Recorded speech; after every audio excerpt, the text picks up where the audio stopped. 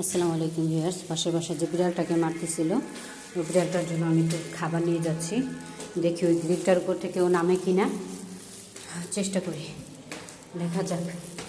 যদি নামে তাহলে তো ভালোই হয়, কারণ ও এইভাবে আটকে পড়ে আসছে, আমার খুব খারাপ লাগছে। দেখি কী করা যায়। ওই যে আমাকে দেখে চিৎকার করতেছে, ডাকতেছে। হ্যাঁ, আমাকে দেখে চিৎকার করতেছে। ও অনেক অনেক ভয় পাইছে। হ্যাঁ, অনেক ভয় পেয়েছে ও। ওকে দেখি একটু খাবার দিই।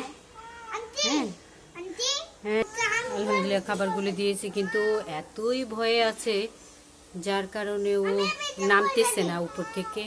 তারপর ওই শিকটা থেকে নেমে বসছে চোখের জায়গাগুলো থেকে। হ্যাঁ হ্যাঁ, খাও বাবা, খাও খাও খাও, খেয়ে চলে যাও।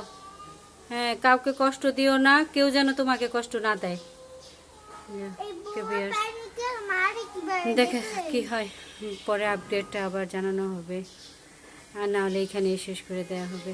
নাকি বেশ ভালো থাকবেন, আল্লাহ হাফেজ। ওরা যেন দোয়া করবেন, ওর যেন হেফাজতে যেন নেমে যায় ভালোভাবে।